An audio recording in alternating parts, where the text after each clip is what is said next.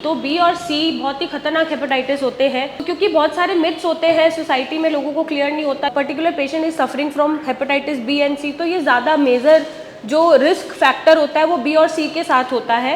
Hello और नमस्कार everyone, मैं डॉक्टर मेघा चतुर्वेदी आज आपको बताऊंगी कि क्या सेक्सुअल इंटरकोर्स करने से हेपेटाइटिस किसी भी फॉर्म में, चाहे ए है, बी है, सी है या ई है, ये सेक्सुअल इंटरकोर्स से फैलता है या नहीं। तो क्योंकि बहुत सारे मिथ्स होते हैं सोसाइटी में, लोगों को क्लियर नहीं होता या डॉक्टर कंप्लीट इन्फॉर्मेशन देते नहीं है, तो उन्हें पता नहीं होता कि अगर उनके घर में किसी को हेपेटाइटिस हो रहा है तो उन्हें क्या प्रिकॉशंस बरतने चाहिए ताकि किसी और पर्सन को ना हो।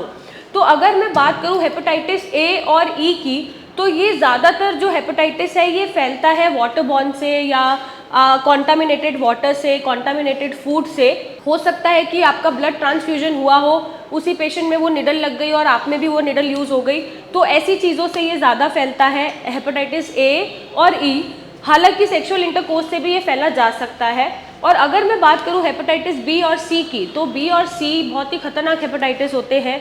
ये जल्दी आपको सेक्सुअल इंटरकोर्स से फैल सकते हैं। इनका जो फैलने का तरीका है, मोड ऑफ ट्रांसमिशन, वो यही होता है कि सबसे पहले तो ये सीमन से जा सकते हैं, दूसरी बॉडी में ट्रैवल कर सकते हैं। दूसरा, ब्लड ट्रांसफ्यूजन के थ्रू ये फैल सकता है। तीसरा, ये कॉन्टामिनेटेड फूड या कॉन्टामिनेटेड वाटर से भी फैल सकता है। तो अगर आपके घर में किसी को हेपेटाइटिस हो रहा है और आपको पता है कि ये patient, particular patient is suffering from hepatitis B and C, तो ये ज़्यादा मेजर जो रिस्क फैक्टर होता है वो बी और सी के साथ होता है। इन्हीं का ट्रांसमिशन सबसे तेज़ है और यही सबसे ज़्यादा फैलते हैं। तो ऐसे में आपको प्रिकॉशंस बरतने की ज़रूरत होती है।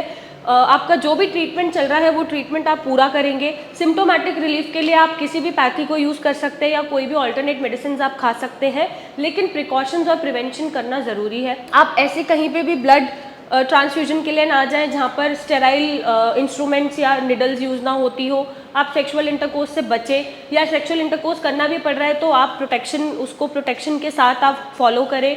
नेक्स्ट, आप कॉन्टामिनेटेड, बहुत पुराना खाना रखा है या पानी रखा है तो कॉन्टामिनेशन वाली चीज़ें ना कंज्यूम करें। तो ऐसी कुछ चीज़ें हैं जो आप प्रिवेंट कर सकते हैं कि अगर आपके आसपास किसी प्राणी को हेपेटाइटिस बी, सी या ए, ई कोई भी हेपेटाइटिस हो रहा है तो आप उससे बच रहे हैं, क्योंकि ये एक वायरल इन्फेक्शन होता है और वायरल इन्फेक्शन बहुत तेज़ी से स्प्रेड होता है। इसका मोड ऑफ ट्रांसमिशन बहुत ज़्यादा तेज़ होता है।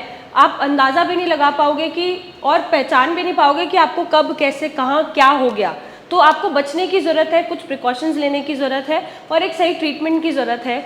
और अगर आप ऐसी कोई भी इन्फॉर्मेशन लेना चाहते हैं जो आपको नहीं मिल पा रही है या क्लियर नहीं है आपके माइंड में, तो आप हमें संपर्क कर सकते हैं। इसका सोल्यूशन नहीं मिल रहा तो हम आपको सोल्यूशन देंगे, ट्रीटमेंट देंगे और आपको हेपेटाइटिस से फ्री कराएंगे। So thank you and take care.